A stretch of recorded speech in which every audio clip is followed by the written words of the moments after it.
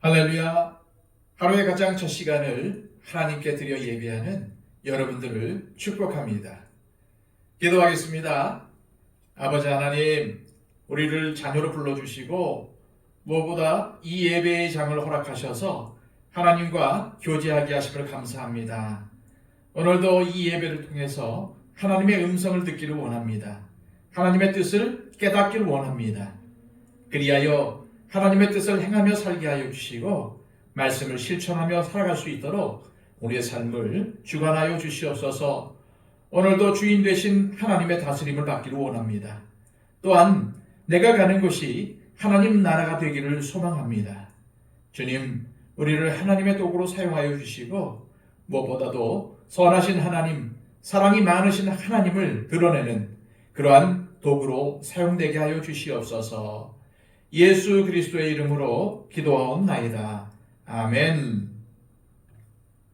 다 함께 찬송가 342장 찬양 드립니다.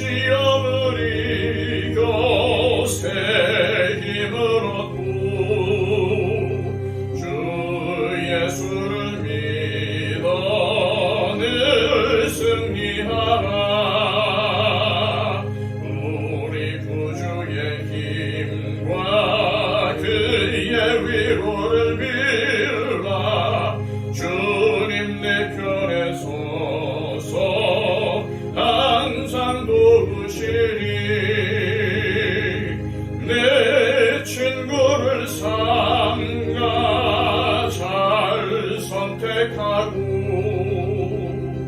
너를 삼가 늘 조심하라. 너 열심을 다해 늘 충성하고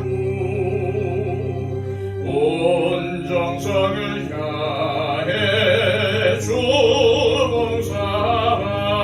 봉사하라. 우리 구주의 힘과 그의 위로를 빌라. 주님 내 편에 서서 항상 도우시리. 잘 이기는 자는 상 받으리니 몸 낙심치 말고 늘 전진하라. 내 구세주 예수 힘 주시리니 주 예수를 믿어 늘 승리하라. 우리 구주의 힘과 그의 위로를 빌라. 주님 내 편에 서서 항상 도우시리. 이 시간 우리에게 주시는 하나님의 귀한 말씀은 신약성경 야고보서 1장 12절에서 16절까지의 말씀입니다. 신약성경 371쪽입니다. 시험을 참는 자는 복이 있나니 이는 시련을 견디어낸 자가 주께서 자기를 사랑하는 자들에게 약속하신 생명의 면류관을 얻을 것이기 때문이라. 사람이 시험을 받을 때에 내가 하나님께 시험을 받는다 하지 말지니 하나님은 악에게 시험을 받지도 아니하시고 친히 아무도 시험하지 아니하시느니라. 오직 각 사람이 시험을 받는 것은 자기 욕심에 끌려 미혹됨이니 욕심이 잉태한즉 죄를 낳고 죄가 장성한즉 사망을 낳느니라. 내 사랑하는 형제들아, 속지 말라. 아멘. 지난 시간 예수님의 동생 야고보는 야고보서를 통해서 시험이나 시련을 당할 때 인내로 참고 견뎌야 함을 강조했고, 이어서 그리스도인이 가져야 할 올바른 재물관에 대해서 권면했습니다. 야고보는 오늘 본문에서 시험에 대해 다시 한번 강조하고 있습니다. 중요한 것은 믿음의 시련이 찾아왔을 때 참고 견디는 것에 있다는 것입니다. 12절입니다. 시험을 참는 자는 복이 있나니 이는 시련을 견디어낸 자가 주께서 자기를 사랑하는 자들에게 약속하신 생명의 면류관을 얻을 것이기 때문이라. 우리의 인생에는 어려움이 있습니다. 그 어려움은 질병으로 찾아올 수도 있습니다. 사업에 실패가 될 수도 있습니다. 시험에 떨어질 수도 있습니다. 취업에 실패할 수도 있습니다. 내가 원하는 대로 인생이 흘러가지 않습니다. 하지만 여러 가지 인생의 시련 속에서도 주님께서 우리를 푸른 풀밭과 쉴만한 물가로 인도하고 계신다는 것을 믿는 것이 바로 믿음 생활입니다. 하나님은 그러한 사람에게 복이 있다고 말씀하십니다. 다시 말해서 시험, 즉 믿음의 시련을 참고 인내하는 자가 주님의 평강이 넘치는 삶, 천국의 기쁨을 누리는 삶을 살게 된다는 것입니다.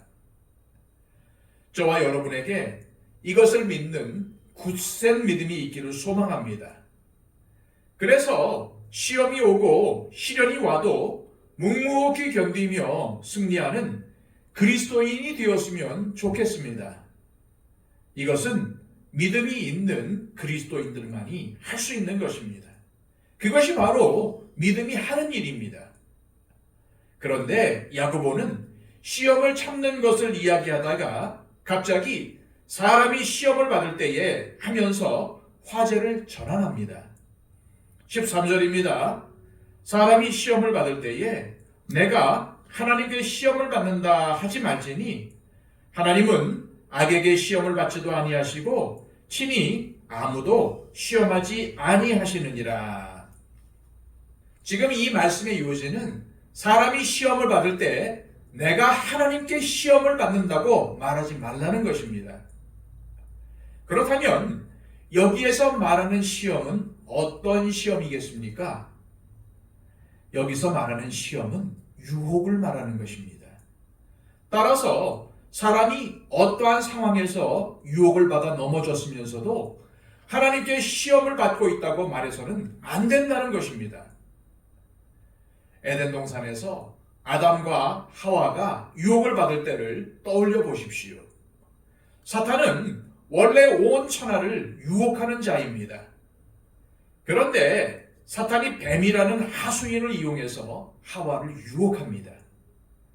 하나님께서 아담과 하와에게 하신 유일한 금지는 선악을 알게 하는 나무의 열매를 먹지 말라는 것이었습니다. 그러면서 하나님은 이것을 먹는 날에는 죽고 또 죽으리라 선언하셨습니다. 하지만 사탄이 찾아와서 유혹합니다. 유혹의 첫 번째 단계는 정말 하나님이 이 열매를 먹지 말라고 하더냐라며 하나님의 말씀을 의심하게 만듭니다.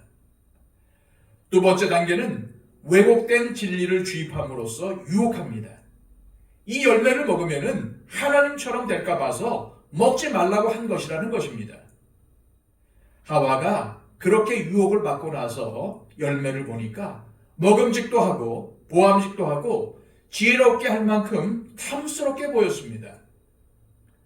그런데 에덴 동산에서 아담과 하와는 사탄이 유혹하기 이전에도 수도 없이 이 나무 곁을 지나쳤습니다. 이들이 사탄의 유혹을 받기 전에는 에덴 동산에 있는 나무 하나에 불과했습니다. 그러나 사탄이 하는 일은 하나님의 말씀을 왜곡하고 하지 말아야 할 것이 눈에 들어오도록 유혹하는 것입니다. 우리는 정확히 알아야 합니다. 무엇을요? 하나님은 악에게 시험을 받지도 않으시고 친히 시험하지도 않으시는 분이라는 사실을 말입니다. 이것을 정확하게 아는 것은 너무나도 중요합니다. 그렇다면 우리는 왜 유혹에 빠지는 것일까요? 14, 15절입니다. 오직 각 사람이 시험을 받는 것은 자기 욕심에 끌려 미혹됨이니 욕심이 잉태한 즉 죄를 낳고 죄가 장성한 즉 사망을 낳느니라. 야고보는 사람의 욕심이 문제의 근원이라는 사실을 밝히고 있습니다. 욕심이 없는 사람은 유혹에 넘어가지 않는다는 것입니다. 그러므로 우리는 이 말씀을 묵상하면서 우리 안에 있는 욕심의 문제를 자세히 살펴볼 필요가 있습니다. 물론 이것은 우리의 영적 상태와도 밀접한 관련이 있을 수밖에 없습니다. 욕심이 잉태한 즉 죄를 낳고 죄가 장성한 즉 사망을 낳느니라 라는 말씀은 굉장한 영적 통찰력을 담은 말씀입니다. 야고보는 욕심에 이끌려 유혹에 빠진 결과, 야고보는 욕심에 이끌려 유혹에 빠진 결과 영적인 사망에 이르는 무서운 결과를 초래한다는 사실을 경고하고 있습니다. 그만큼 욕심이 치명적인 결과를 낳게 된다는 것입니다. 우리는 한 사람이 유혹에 넘어가서 그에게서 죄가 자라나는 과정을 성경에서 찾아볼 수 있습니다. 다윗이 밧세바를 보고 범했던 죄악이 바로 그 예입니다.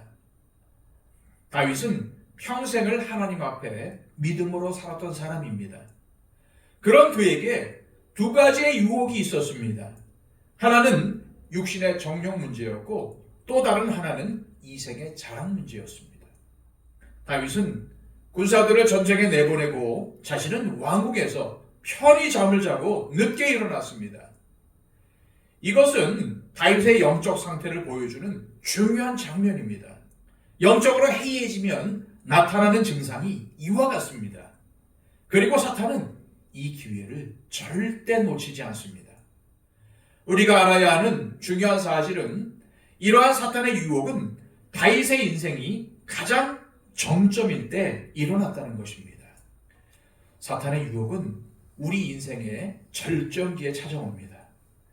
경제적으로도 부유하고 사회적으로도 명성을 얻고 삶이 안정되고 여유를 찾는 시기에 사탄의 유혹이 찾아온다는 사실을 명심해야 합니다.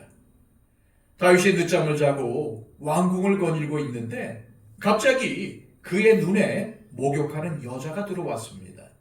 당시 이스라엘의 가옥 구조상 목욕하는 여자가 잘못했다고 보기는 어렵습니다. 문제는 다윗이라는 말입니다. 어쩌다가 목욕하는 여자를 볼 수 있습니다. 하지만 영적으로 건강한 사람은 그러려니 하고 지나갑니다. 그런데 문제는 다윗이 그 여자에게 성적인 유혹을 느꼈다는 것입니다. 사무엘하 11장 2절에는 그 여자가 다윗의 눈에 심히 아름다워 보였다고 기록이 되어 있습니다.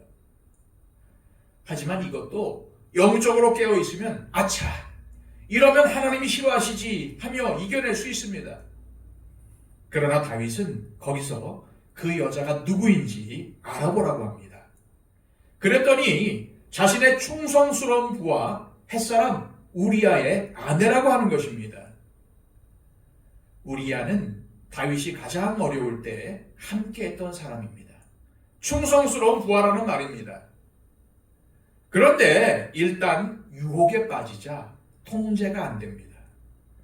다윗은 욕심이 이끄는 대로 밧세바를 데려다가 동침했습니다. 그러나 그 단 한 번의 외도로 그 여자는 임신을 하게 됩니다. 이제 큰일 났습니다. 그 사실을 덮기 위해서 다윗은 우리아를 전쟁에서 불러들여 집으로 가도록 하지만 충직한 우리아는 집에 가지를 않습니다. 그러자 다윗이 얼마나 간악한 범죄를 저지릅니까? 요압과 짜고 우리아를 전쟁이 가장 치열한 곳에 보내 전사하게 만든 것입니다. 그리고 밧세바를 자신의 아내로 삼았습니다. 다윗을 통해서 우리는 죄가 커가는 과정을 이해할 수 있습니다. 문제는 자기 욕심입니다. 그런데 오늘 본문에서 야고보가 지적하는 문제가 무엇입니까? 자신의 욕심으로 유혹에 빠져놓고는 하나님 탓으로 돌린다는 것입니다. 하나님이 나를 시험했다고 말한다는 것입니다. 하나님은 아무도 시험하지 않으신다는 말은 하나님은 우리를 유혹에 빠지게 하시는 분이 아니라는 뜻입니다. 하와가 뱀의 유혹에 넘어갔던 것에 대해서 하나님은 그 책임을 뱀에게 돌리지 않으셨습니다. 오히려 아담과 하와에게 그 책임을 물으셨다는 것을 기억해야 합니다. 그러므로 믿음으로 산다는 것은 욕심을 내려놓는 것입니다. 그러려면 우리 마음속의 욕심을 잘 살피는 지혜가 필요합니다.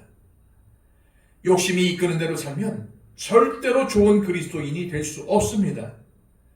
욕심을 내려놓는 것이 복 있는 그리스도인이 되는 길입니다. 이 시간 기도하실 때 하나님 아버지, 잠언과 비견되는 야고보서의 말씀을 통해 유혹의 문제에 대해 생각하게 하심을 감사합니다. 사탄의 유혹은 우리 안에 있는 욕심이 시발점이 된다는 사실을 깨달았습니다. 우리 안에 있는 욕심을 살펴보게 하시고 무엇보다 선하신 하나님께서 우리를 가장 좋은 길로 인도하신다는 사실을 믿게 하옵소서.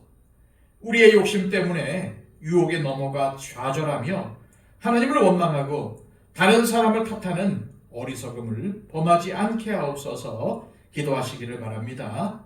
111 기도 잊지 말고 해주시기 바랍니다. 우리 주변에는 우리의 기도가 필요한 분들이 너무나도 많습니다.